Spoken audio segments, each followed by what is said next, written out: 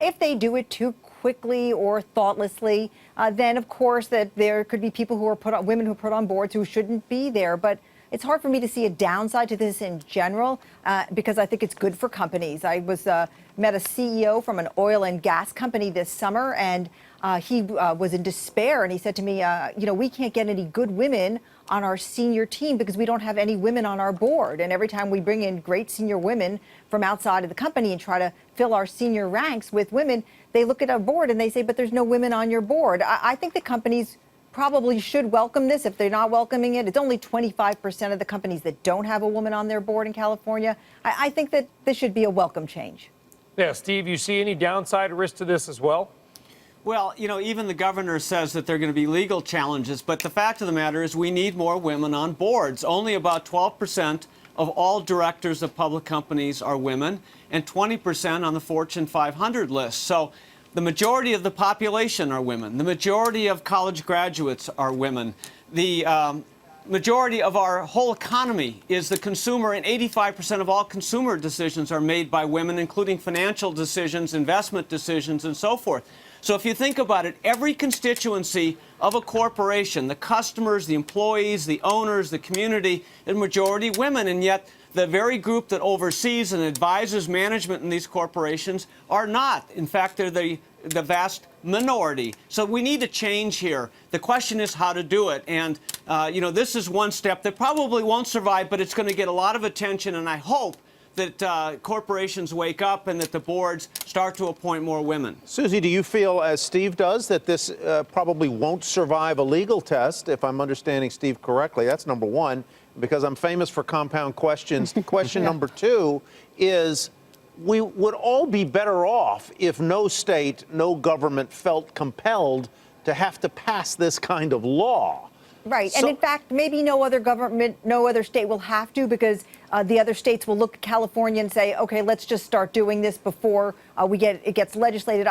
From everything I've heard, it may not survive the legal challenges. But I don't know why anybody would waste the time and energy to mount a legal challenge. This is not going to hurt any company to have women on the board, and it's a good thing. And I would further say that this is a wonderful opportunity for women who think they should be on boards and the men who support them to raise their hands and say, you're looking for women on your boards? I have the experience. Here I am. I think women have become so accustomed to not being tapped for board positions.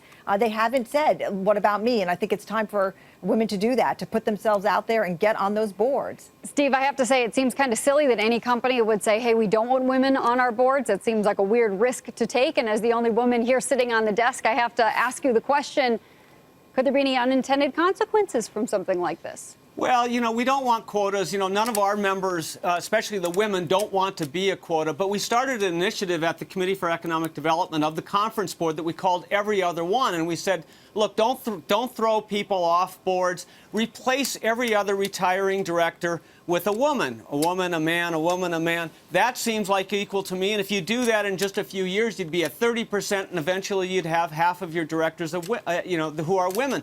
That seems like a very fair way to do it, and our women directors love that. So I just think that there needs to be great focus on this. We need improvement. There hasn't been a lot of improvement over the last 20 years, and I'm glad that there's now this focus, regardless of what happens to the legal challenge.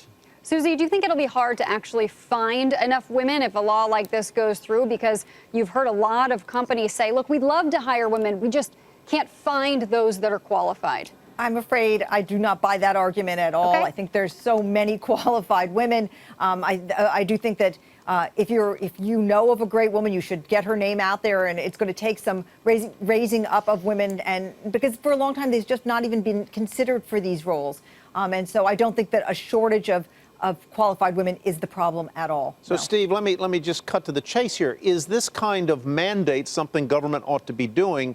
Or should government just keep its hands out of the boardroom this way?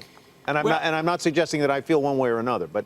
Well, this is the way that they've approached it in Northern Europe. Our view is that businesses need to get off the stick and do this on their own, and The problem is that they haven't done it quickly enough. But look, there is not a supply problem here. If you define supply as only Fortune 500 CEOs who are women, well, you've got a constrained number. But if you think of all the women business owners, the number of consultants, the number of legal partners, the number of university presidents, and it goes on and on and on. There's not a supply issue here. This is an awareness issue. It's a focus issue.